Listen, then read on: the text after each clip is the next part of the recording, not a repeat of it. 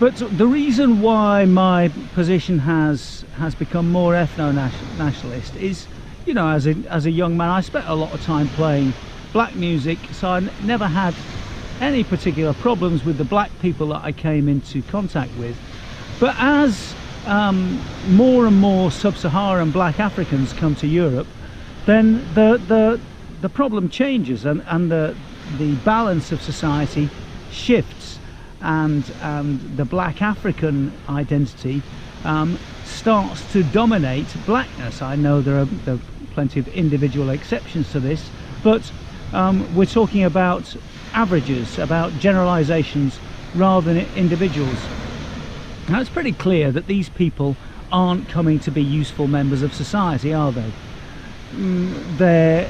The average IQ of sub-Saharan Africa is below 70, 68, 69 I think, and if you're aware of the bell curve, that means there might be some individuals up around 100 or even above, and particularly the racially mixed people, yeah, they can form part of Western societies. But if there's the bell curve means that more than half are well below useful levels, well below 80 or 90, and half of them are below 69, 70. Now I've read somewhere, I can't remember where, that an average IQ of 90 is required for democracy to function. Otherwise it breaks down on tribal, ethnic levels. So it's very clear that for civic nationalists who believe that all we need is for immigrants to accept European Western democratic values, if people have got an inherently low IQ, then that's going to be very, very difficult. And most of the work suggests that, I mean, J. Philip Rushton suggests intelligence is about 80% genetic, but some people say it's 50%, some 60%. There's a large genetic proportion, so this isn't going to change with education and adapting to Western societies. People are going to remain low IQ.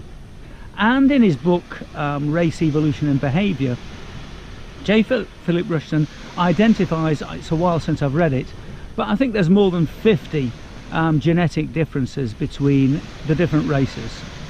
So Orientals, who obviously aren't as problematic, Caucasoid white Europeans, and black African Negroids. Concentrating on the Africans, who are obviously the cause for concern, it's not just down to intelligence or to sporting ability or to sense of rhythm or any of these things. There's lots more differences.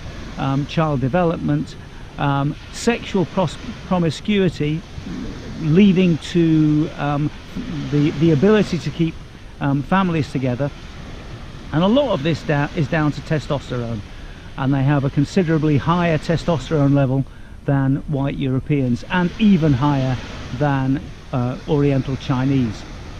Now the combination of high testosterone and low IQ leads to violence, and we see this all the time. You see this in black on black violence in the American ghettos.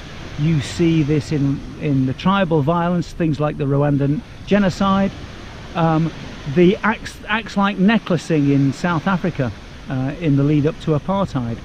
Now obviously I'm fully aware that whites can be psychopathic and cruel and sadistic, but there's something very, very different about black violence, and it tends to be much more mob-like, much more random, and there seems to be a complete lack of concern for human life, which I don't think forms part of European culture. You can't imagine white Europeans necklacing somebody, for example, or I can't anyway. So obviously this is the problem with the arrival of more and more sub-Saharan Africans, and it's very much the case of what we've seen in Barcelona recently. More Africans arrive in Spain, then there are more incidents of violence, of the black African street vendors perpetrating violence on tourists, on the police. There was a video doing the rounds yesterday of two ambulance drivers trying to attend a black African, but it was impossible because he was too mad. So this is what's happening, and unfortunately it seems that, and I suppose this is why I'm speaking out, because I think white people need to start standing up for their own identity. So the first one I talked about was my move over the last year from a civic nationalist position to ethno-nationalism. And when I talk about that, it's not purist. I don't think any nationalist is talking about there being a completely white society.